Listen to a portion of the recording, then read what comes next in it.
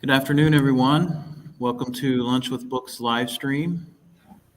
My name is Sean Duffy. I'm the host and organizer of the program. I'll introduce our guests for today in just a moment. A couple of announcements first. What you see behind me is just a teaser of the art exhibit that we're revealing on Friday, this Friday the 10th at 12:30 p.m.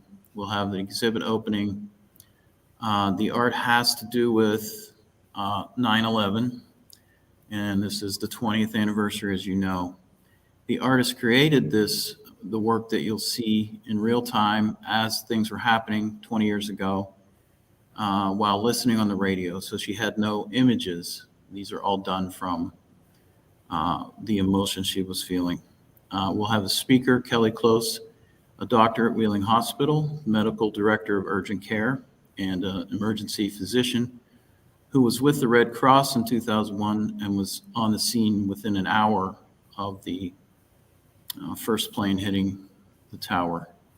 She will talk, and Georgia will explain some of the things I've mentioned about her art and her journey. So that'll be this Friday at 12:30.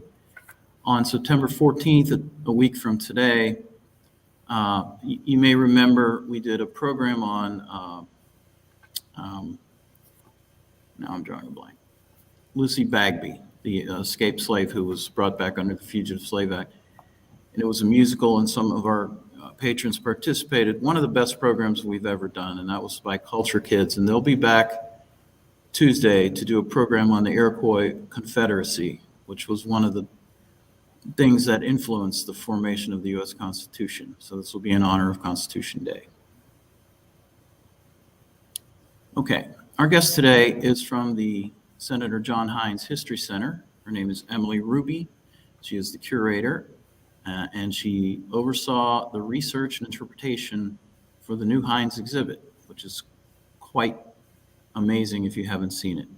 She has authored numerous articles in material culture for the History Center's journal, Western Pennsylvania History, and lectures frequently on the subjects of food and culture. She's going to tell you about a book all about ketchup today in the Heinz exhibit. So here is Emily Ruby.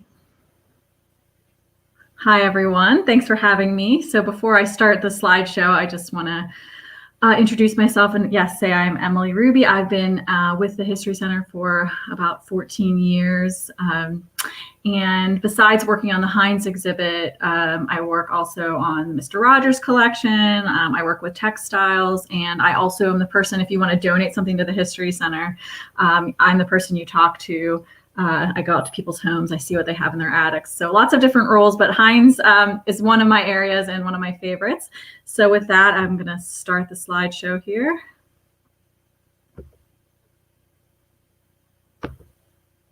Okay.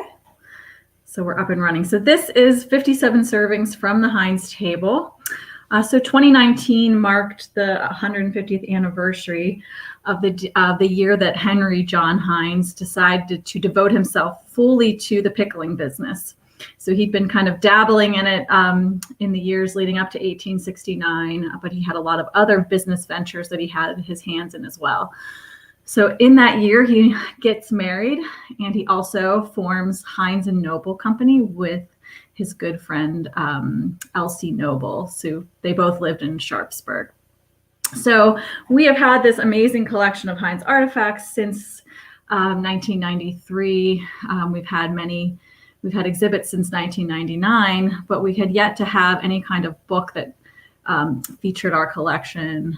So we really wanted to take this anniversary, as the opportunity to share some of our collection.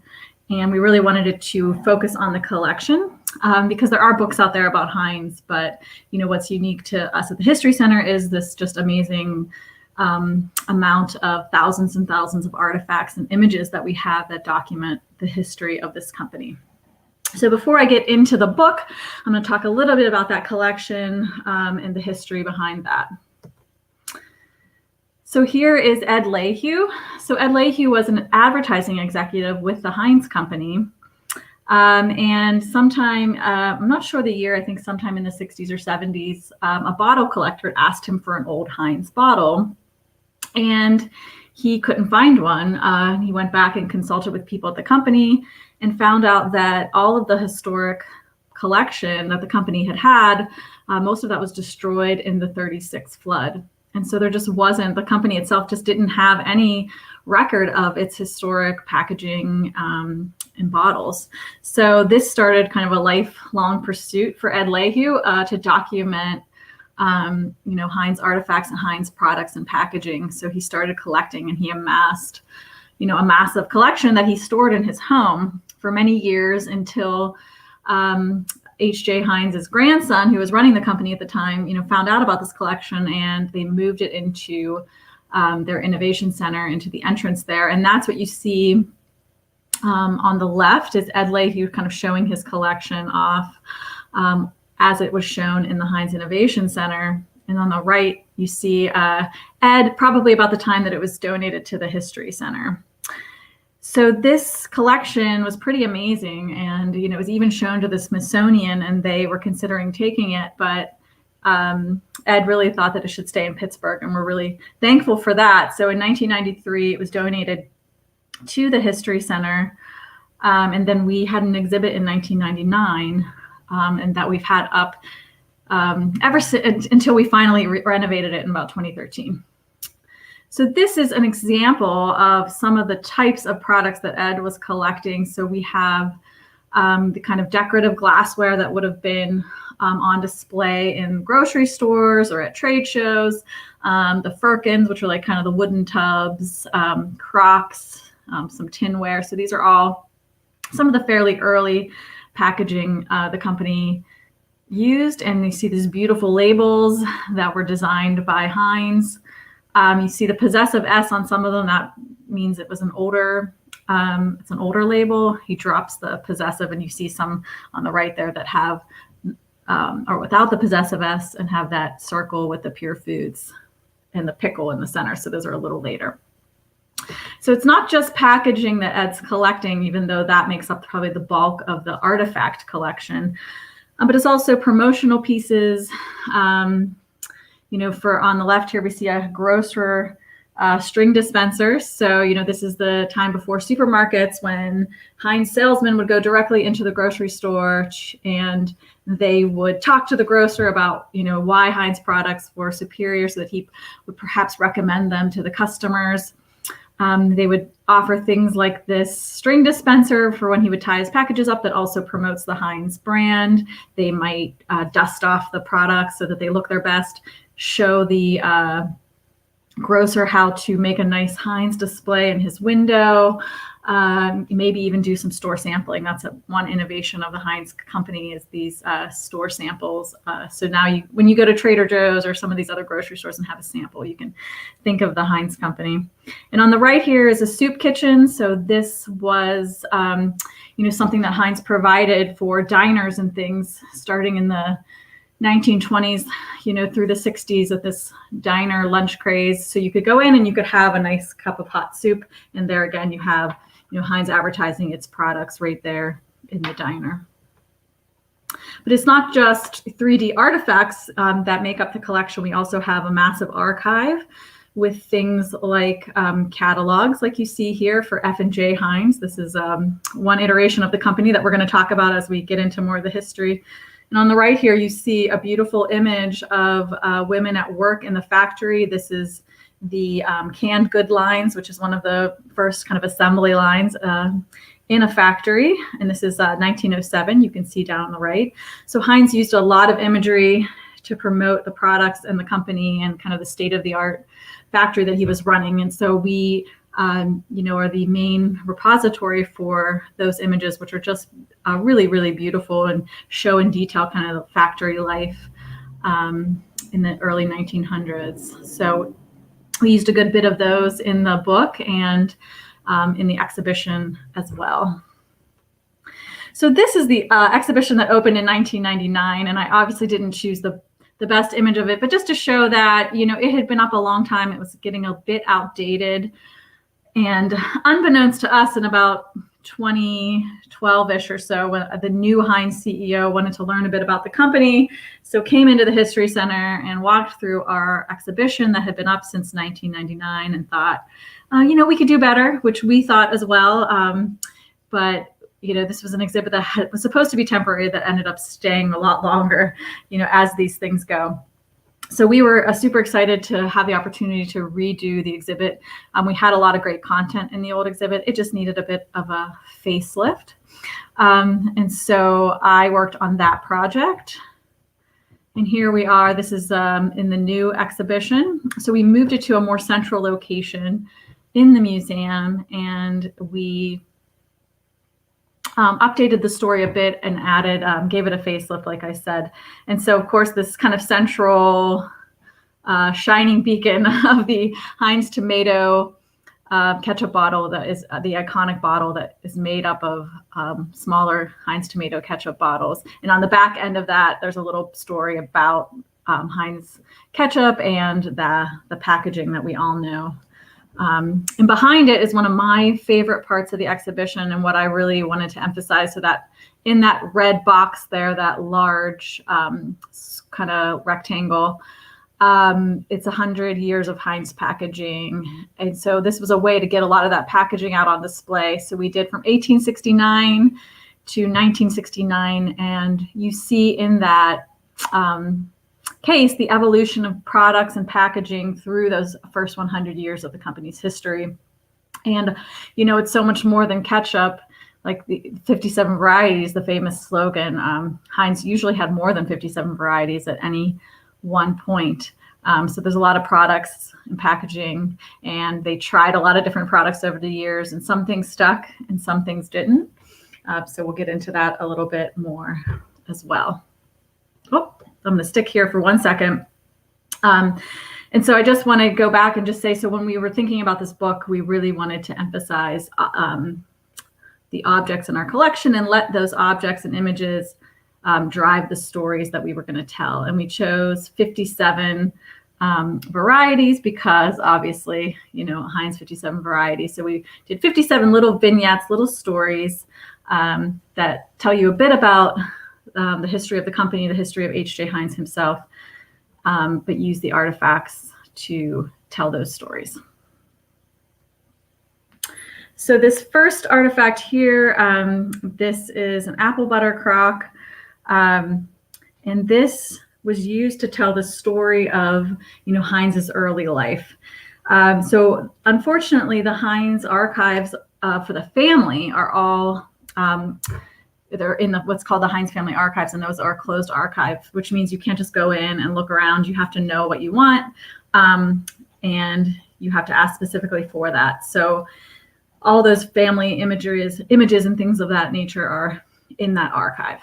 So we've had this crock in the collection for a really long time, and it came from the Shaw family, descendants of the Shaw family of the neighborhood of Glenshaw, which isn't too far away from Sharpsburg. And the story that came with this is that Anna Heinz, Heinz's mother, used to borrow this to make apple butter, from the Glenshaws. So we're using this to talk about Heinz's mother because this is such a huge influence in his life. And we don't, have the imagery of her to use. So, Heinz really attributes his business sense to his mother.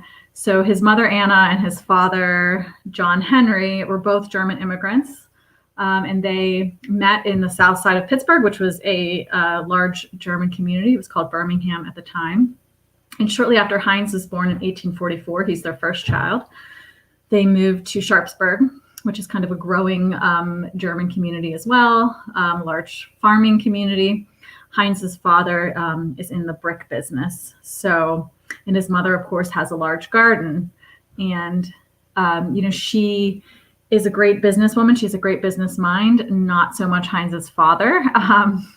He had this brickyard, but it's really not until Henry kind of goes in and starts helping in the brickyard that it's profitable. In fact, there's a great story of his father going to Germany to visit family. And while he's gone, Heinz collects on unpaid debt, and he's able to build a whole new house for the family So when his father gets back, they have a brand new house based on all the earnings that he was able to go after. So it's his mother that really inspires him, and who he attributes to his business sense. And he says, she has a lot of great mottos, and he carries those forward into his business. One of the more famous ones being, to do a common thing uncommonly well brings success. So again, we used this coloring book to talk about his boyhood days. So the company really uses that early history to promote the values of the company, of hard work and that entrepreneurial spirit, and the early days of H.J. Heinz. Somewhat mythologized, but also based in truth, which is that Heinz starts taking extra produce from his mother's garden, and he starts selling it off, first using a basket, then he graduates to a wheelbarrow, and eventually to a horse and buggy. And this is a coloring book probably from circa 1950 or so. So a lot of the objects in the collection, you can tell many different stories. So when we were thinking about putting this book together and using 57 objects to tell the story, and sometimes we use several objects for each story, we had to think about, what story do we want this object to tell? Even though it could tell several, how are we going to use it in the book? And so, for example, this is a great example of kind of trying to figure out what's the best story with the artifacts. So this is a can of Heinz baked beans, clearly, and it says 150 years on it. So it's marking, again, the anniversary of the company. And you'll see there on the bottom, it says, "We'll take the lot." So this is actually from Fortnum and Mason in London, England. And they were commemorating 150 years of the Heinz company. And so they made this can of commemorative baked beans. So this could tell the story of baked beans in England, which is a fascinating story, or it could tell the story of Heinz and his kind of international travel and international sales. And that's how we chose to use it in the book, mainly because we have a lot of other things that illustrate baked beans, but we don't have a lot that illustrate Heinz's travel and his love of travel. So Heinz went in 1886. This was his first trip abroad, and he was always one to mix business and pleasure. He's not just going to go on a trip abroad and, have fun and lay at the beach. He's going to think about the business and expanding the business. So he took his whole line of products with him, and he went to Fortnum and Mason, which in London, which is still there in the same exact spot. And he presented his products to them. And this is a very, premier department store.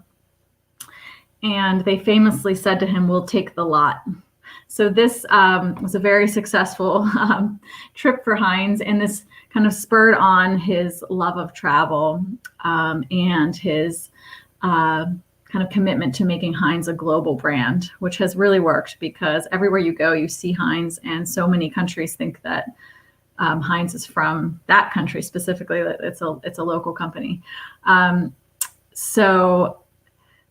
And then also he would travel around the world, and he would bring a lot of these things back to, he would buy up a lot of different souvenirs and bring those back to share with the employees of his company. And of course, just spread the word on his products. So that's how we used this object. But then we wanted to tell the story of baked beans in another one of the vignettes. So we have a lot of other objects that represent baked beans, like this trolley sign here that would have, hung in, the trolleys that went throughout the city to advertise Heinz products. So the story of Heinz baked beans and baked beans in England specifically is fascinating because it shows us how, one company kind of changed the way a whole country ate. And I didn't know about this story until I really started digging into the history of the company. But baked beans are an American food. So the natives taught the early settlers how to make baked beans. And so they were an import product to England from America. And even in the early days of Heinz products being in England, they were an expensive import in England. But Heinz very early on built a factory in England. And the head of Heinz England decided, along with H.J. Heinz, that they were going to market baked beans as a kind of healthy food for the working class. And so since they had a factory there, they could drop the price significantly. And they started putting advertisements all over England for Heinz baked beans. And they were very successful. And if you go to England today, you'll know beans on toast is kind of a staple of the British diet.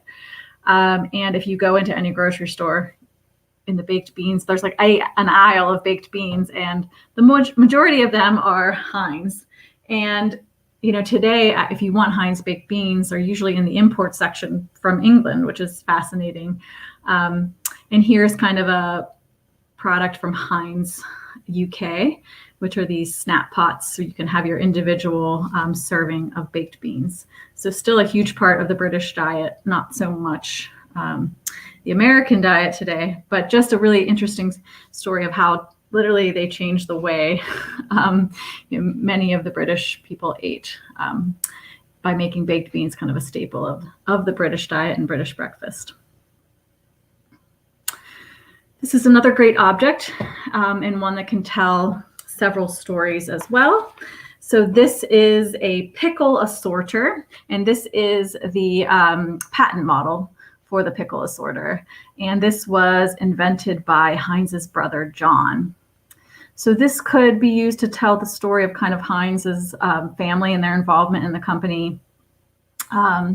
Or it could be used to talk about kind of Heinz as an innovator, especially in how he treated his product before it went into the packaging. So that's how we chose to use it in the book. But just to talk a little bit about his family and their involvement, I talked a lot already about his mother and her influence on him. But he also he was the eldest of 8 children. And so his brothers and sisters were all very involved in the company.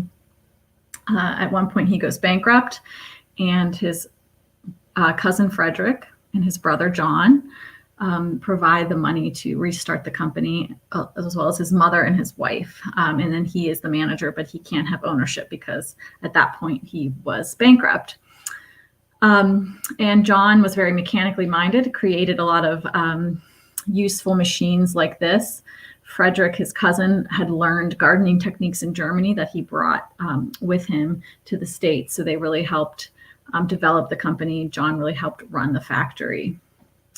But we also, so to talk a bit more about, how we used this in the book, talking about Heinz as an innovator. So Heinz is really involved in the process and every bit of the process of his products, from the seeds, which are specially cultivated, to then, of course, assorting the pickles by size. So the cucumbers, when they would come in from the field, they would be put through this machine that sorted them by size. And then Heinz could offer to the grocer, when he would offer like bulk barrels of his pickled products, they would know exactly the amount in each barrel by size and the amount of profit that they could make off of that barrel of pickles.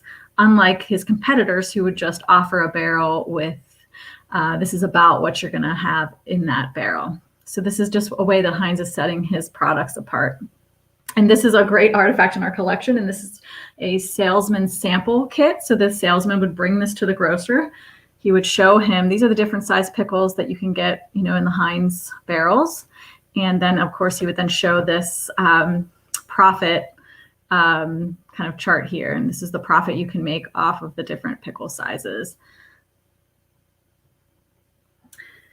And this artifact here, we use to tell the story of farm to table or seed to table. So this is kind of a trendy term. You'll see a lot of restaurants now that are farm to table, but Heinz is doing this before it's trendy. And this game kind of shows you step one here is in the field with Heinz specialty seeds as they're being sown.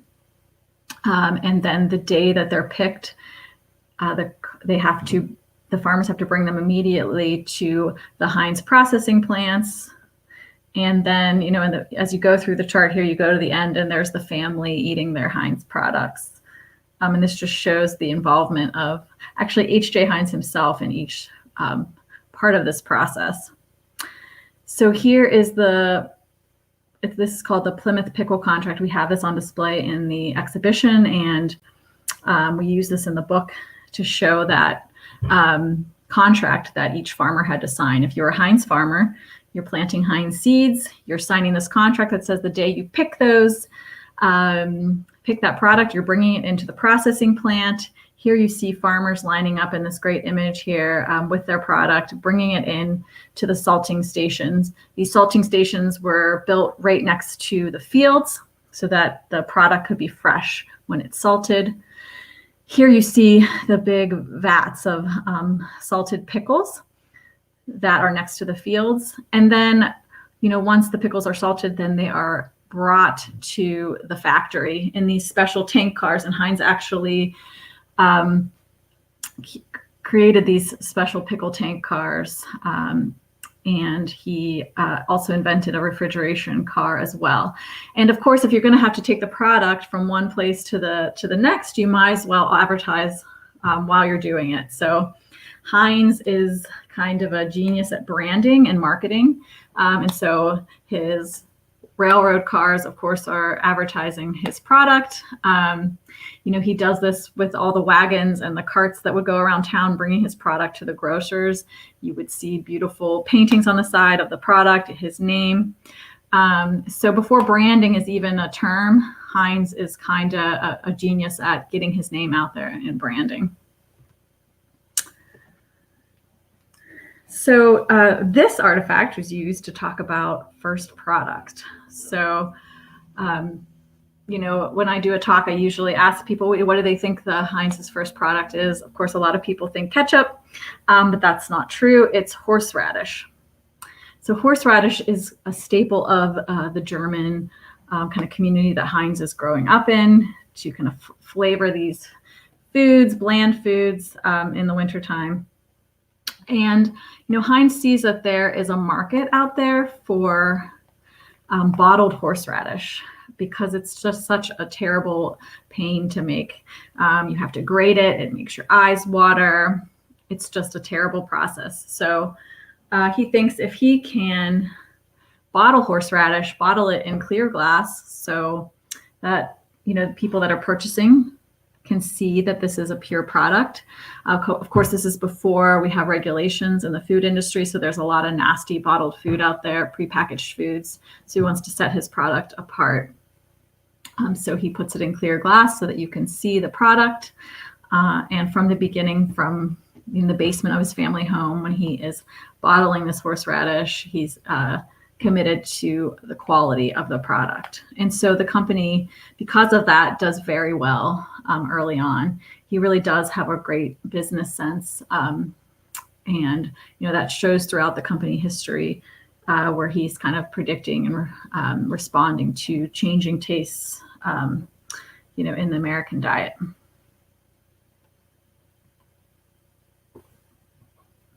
So these two products here show a change in the name of the company. And so I'm going to use that. And in the book, we use it to talk a little bit about that early company history and why is the name changing.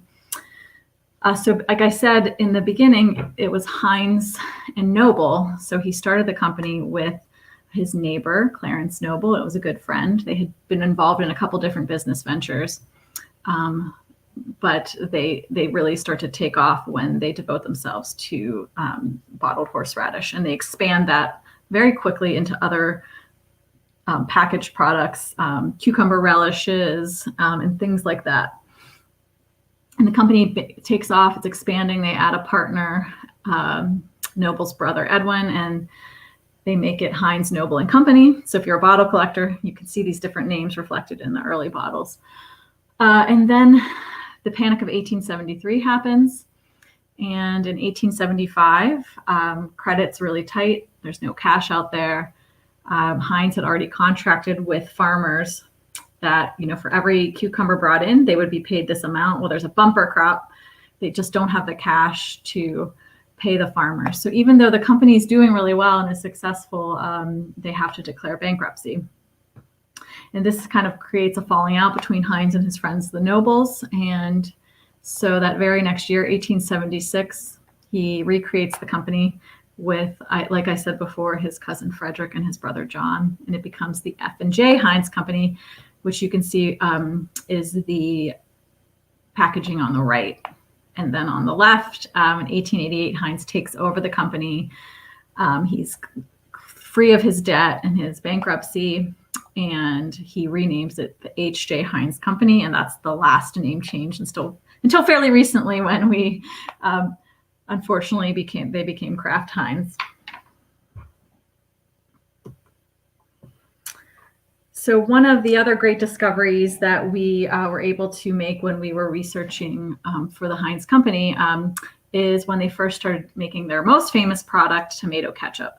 So if you go onto the company website, you'll see 1876 as the year that ketchup debuts. But we have actually found that it was earlier than that. This newspaper advertisement of Heinz Noble and Company, which exists from 1872 to 1875, shows tomato catsup as their one of their products. And at this time, catsup and ketchup are interchangeable. Heinz is using both names, but we know by 1872, so that's one of their products. And they've got other ketchups too. They've got walnut ketchup, mushroom ketchup. They've got different types of ketchup early on, before that kind of iconic bottle is made. There's all kinds of different bottles that they're using to package Heinz ketchup. And the reason it becomes ketchup instead of catsup is Heinz ends up becoming the largest ketchup producer. And probably about 1910, 1920 or so, he sticks with just ketchup, gets rid of the catsup that he's using on certain of his tomatoes, ketchups. And so everyone else kind of follows suit at that point, because he is the largest ketchup producer at that time and still today.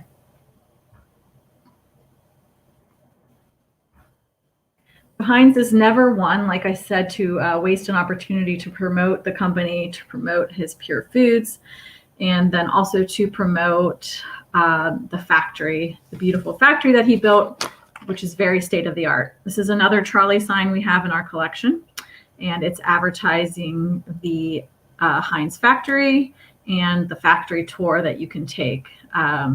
You see here, we pickle to please, 9-minute ride to see the cleanest and best equipped food product plant. And that's not a lie. It is by far the most innovative factory, of its time, the food production facility. Heinz puts a lot of care into the buildings. This was an old vinegar factory that he had purchased in the late 1880s, and it's on the North Shore of Pittsburgh. It was at that time Allegheny City, which was a separate city, but it joins with Pittsburgh in 1907 and becomes the North Side. But Heinz purchases the land and starts to build these beautiful brick buildings. Of course, he's knows brick well from his father and being involved in his father's brickyard.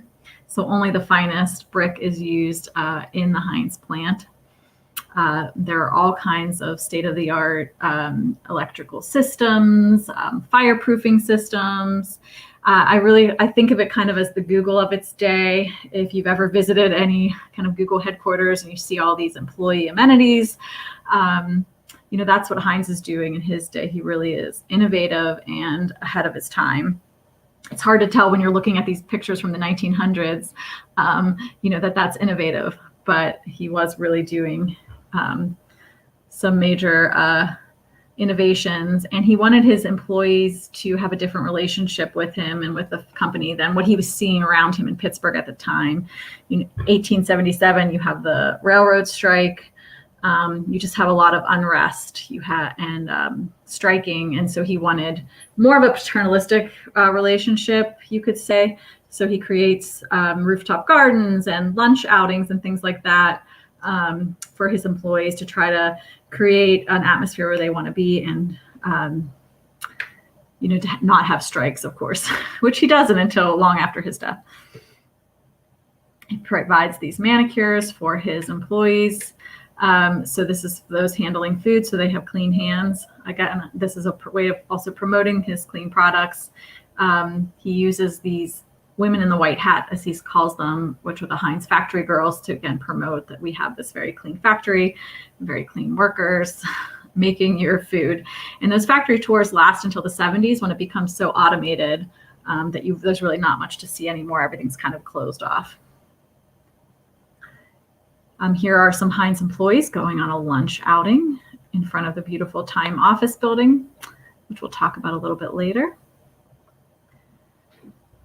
Another great Heinz advertising piece and innovation. In 1900, Heinz erects the largest electric sign in New York City, and it's a 43-foot long pickle on top of this building here, where you could then go watch Heinz workers packing product, because they had a very specific way that they packaged the pickles and things. And so you could watch the girls doing that worked there, and you could order samples of Heinz products and things like that. And it's advertising the Heinz Pier, which we'll talk about.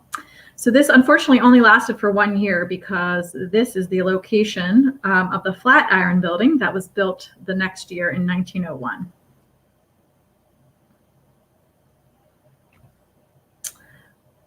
Another great Heinz kind of innovation, you could say, is the pure food products. So he was an early advocate of pure foods, of a Pure Food Act, a federal act, because he was already making kind of quality foods in his factory. And, like I said, he had such standards of cleanliness that he thought it would only be good for the food business to have a national law so people would trust packaged foods. And so he really pushes for the Pure Food and Drug Act. He's one of the few food manufacturers that's doing that. But after that passes, he makes sure to then put on all his products, pure food products, guaranteed around the cap of this, these stuffed mangoes, you see like a guaranteed pure product. And he says the Food and Drug Act of 1906. So he again uses that to promote, his products and the purity of the Heinz products. And here's a great image of that pier I was referring to. So Heinz loved travel. Like I said, and one of the places he loved was Atlantic City. And he saw all these piers that were being used by different companies. So he thought, what a great way to promote the Heinz company. So you could go onto the pier, you could go into these buildings where there would be, art on the walls. You could order Heinz products, learn about the history of the company, and just relax. Get out of the sun for a bit. And then later on, you could then take these classes or watch this demonstration of how to use Heinz products and kind of the state-of-the-art kitchen that they had on the pier. This lasted till 1944, when the pier was destroyed by a hurricane. And at that point, the company just decided to not reopen it. And of course, we can't talk about Heinz without talking about the pickle pin or the pickle charm, as its first iteration is a pickle charm there on the top. And the pickle charm was called one of the most effective marketing promotions of all times. And it debuts at the 1893 World's Fair, the Columbian Exposition. And you see an image there of the Heinz booth on the right.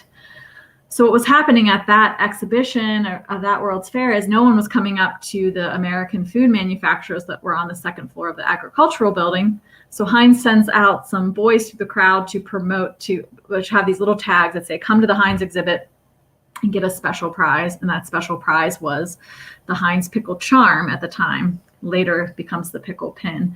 And this was hugely successful. People flood to the second floor. In fact, newspapers of the time say that the floor was sagging from all the weight of the people flocking to the Heinz exhibition. And all the other food manufacturers were very grateful to Heinz and even presented him with kind of a silver loving cup trophy to say thank you for helping get people up to the American food manufacturers.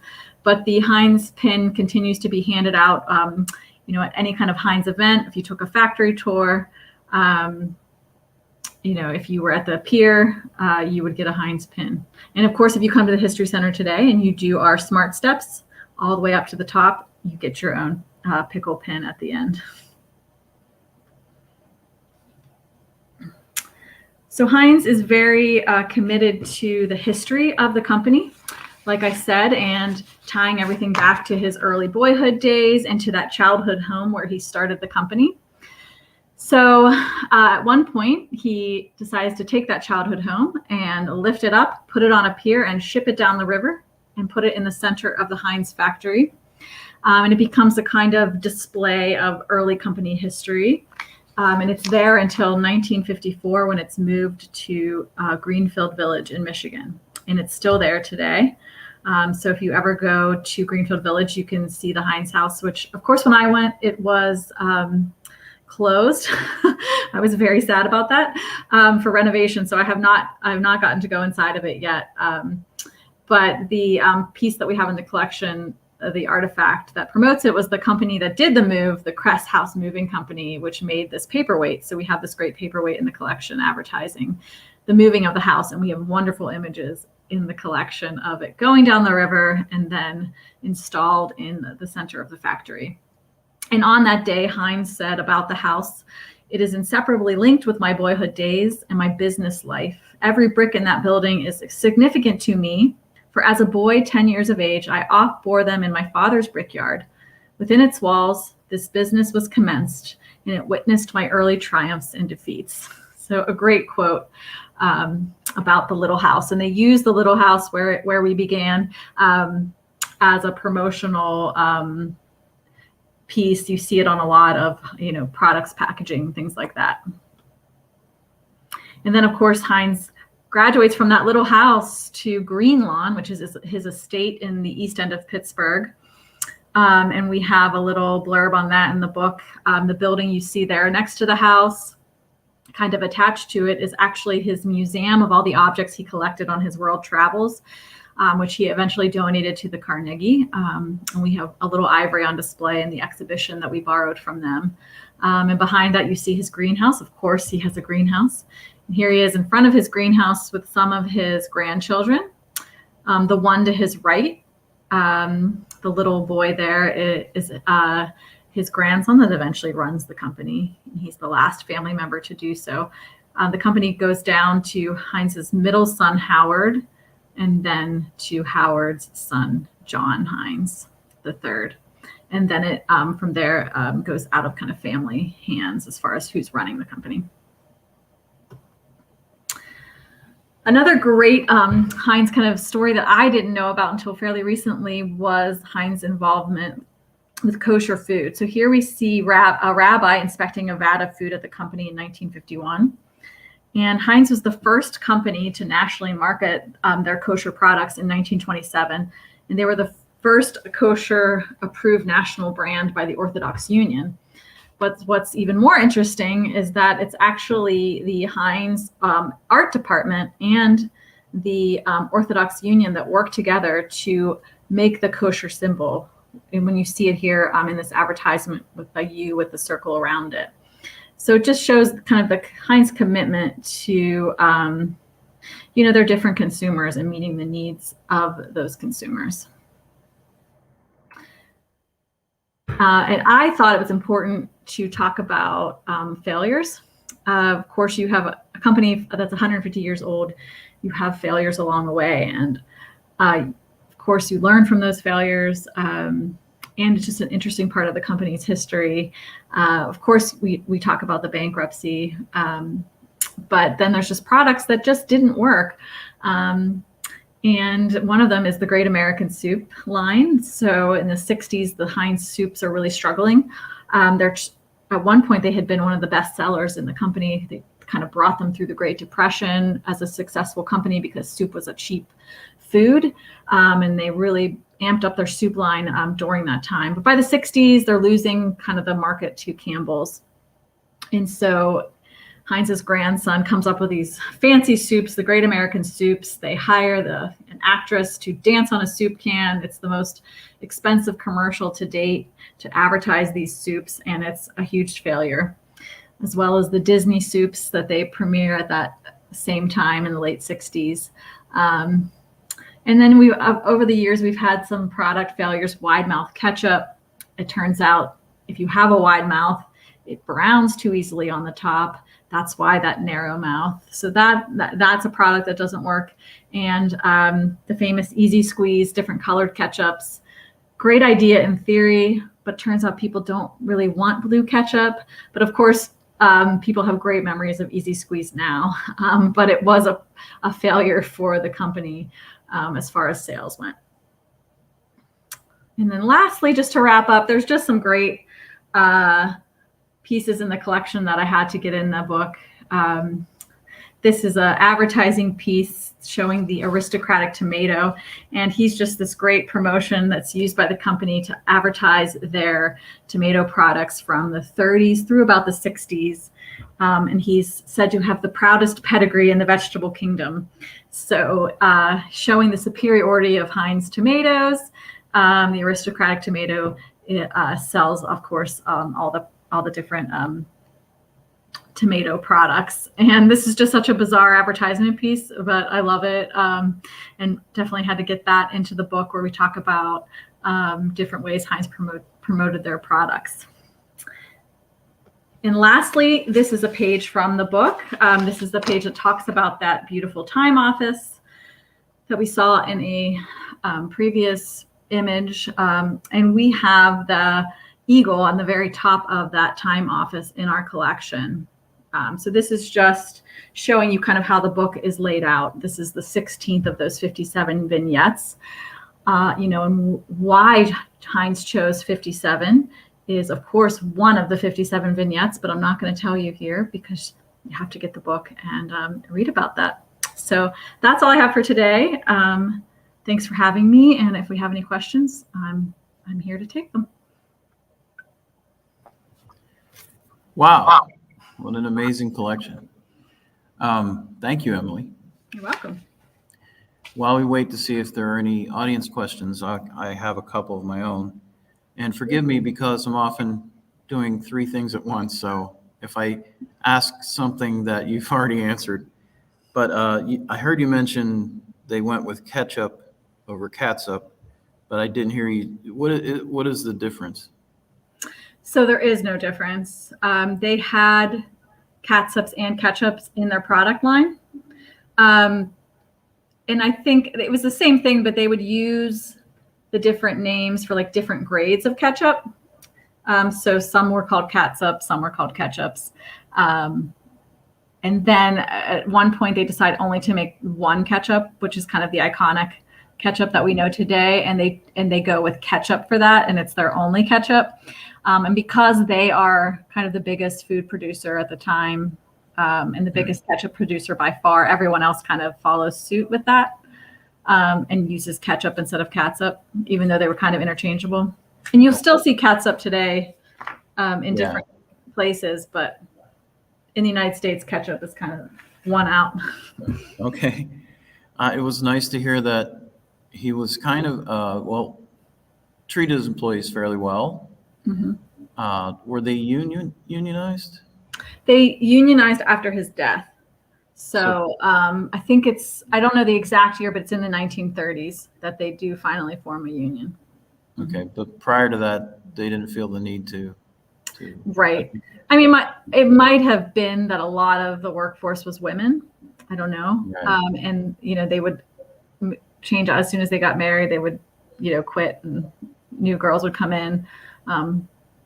But yes, he also just tried to provide a lot of amenities and make an atmosphere that people didn't feel the need to unionize. Okay. Well, there are a couple of nice comments that I'll put up here. Appreciating your one of mine. Well, here's another one. Yes, very well done. You're a good marketer too. you learned from Heinz. I post because you showed mushroom ketchup.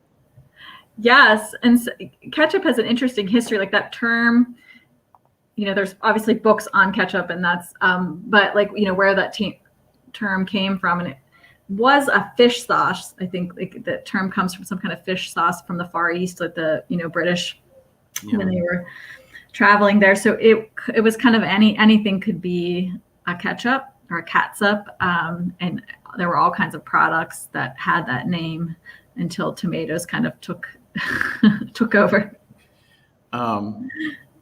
Yeah, Carolyn asks if they had 60. I'm not sure.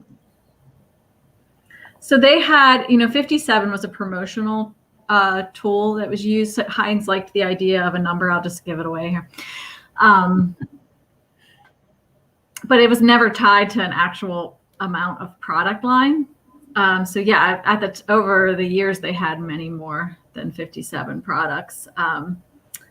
And those products were always changing to, they had coffee at one point, peanut butter.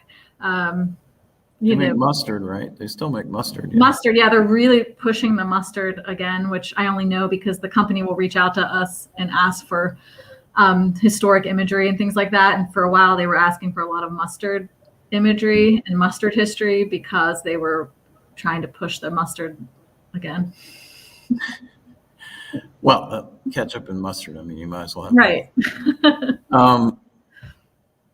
What was in the stuffed mangoes? What they stuff them with? Yeah, that's funny. I have to look at the book. Those images are from the product catalog book, and it does say in the catalog book, but I think it was like walnut, like it was kind of like a nut mixture. It's funny. I used that image in a talk before and someone asked me. So then I looked it up, but now I don't have it off the top of my head. Okay, that's fine. Just curious because I've never heard of such a thing. But right. Here's another question. Heinz 57 sauce. Yeah, no, it doesn't come from the Heinz 57 sauce. The Heinz 57 sauce got its name from 57 varieties, which predated it. That was 1896 or so when he came up with this idea of 57 varieties. So it was based on numbers that he liked those numbers together, and I think it was 5 was his favorite number and 7 was his wife's or something like that. There's different theories actually behind how exactly he came up with 57, but essentially he liked that look. Okay. And there's a scroll at the bottom there for how people can order the book online, but they can also just go to the History Center. You're open for business, right? Correct. Yep. It's at our gift shop. I think it's in some local Barnes and Nobles, and you can order it online. Yeah. Okay. I didn't realize how addicted I was to the ketchup until I went to Ireland and they didn't have it. I'm surprised. It was Heinz, but it was cocktail sauce. It was like, it didn't taste right. Yeah. Wasn't quite the same. Yeah. That wasn't the same. So I'm just curious, but it's a global product. Where is it most popular? You mentioned England for the beans. Right. It's like, so it depends on the product. There's interesting, Heinz makes baby food. And they're like the #1 producer of baby food in the world, but not in the United States. So in Italy and in China, they're known for baby food. In England, it's baked beans. And then ketchup is kind of everywhere. I don't know who the largest consumer. I would imagine it's still the United States. Yeah, I'm sure it is. Mm-hmm. Okay, just one final question and we'll let you off the hook. Sure. What other exhibits are going on at Heinz right now? Because you usually have a traveling exhibit of some kind. Yes. What's going on at Heinz? Tell people. Yeah. So right now in our, it's going to be closing soon. So in our main gallery, which is our traveling exhibition gallery on the first floor, there's an exhibition called American Democracy, which is a traveling exhibition from the Smithsonian. And we added a lot of Western Pennsylvania stories to that, just about the history of kind of the unique democracy that we have here in the United States and how it formed, and then the history of kind of that democracy through time. So an interesting time to have it during kind of a very contentious election and things like that. So that's closing soon. And then we will have our Christmas exhibition in that gallery space for the holiday season. This is something that we want to have there every year, and that as a destination for the holidays to come visit and learn about Christmas and the holiday season, Hanukkah, and in the region. And after that closes in that gallery space, there will be an exhibit on the painter John Kane, who was kind of a local. He worked for the railroads and was a local untrained painter, but beautiful work. And that will talk about Pittsburgh history, but through the lens of John Kane's paintings. And then we have our regular exhibitions. We have a World War II exhibition on the 5th floor that talks about Pittsburgh's role in World War II. And we are doing updates to our innovation exhibit on the 2nd floor. So that's a longstanding exhibition that's been there for about 10 years. But we are updating the latest section on medicine and technology, robotics in Pittsburgh. And if you haven't been in the last couple of years, then you might not have seen our whole section on Pittsburgh and the space race and the Apollo missions, which is really interesting. So yeah, and a great sports museum. Right. The World War II exhibit traveled, and it was here at our library because we're partners with Heinz, and so great. I think that our name might be on the plaque somewhere that yes, it's a great. I'll hold Stakely accountable. Yes, you should. No, but that, so yeah, it was here and it was quite popular. But everything about the History Center, to me, I mean, that's like the ultimate place to go if you want to see, learn the history of Pittsburgh. Yeah, it's just beautiful. Well done. And the book looks beautiful, and people should get that book. I'm going to get one. Yay. And Emily, thank you very much. Thanks for having me. Okay. Have a great day. You too. Bye, everyone. We'll see you on Friday for the 9/11 program. Bye-bye.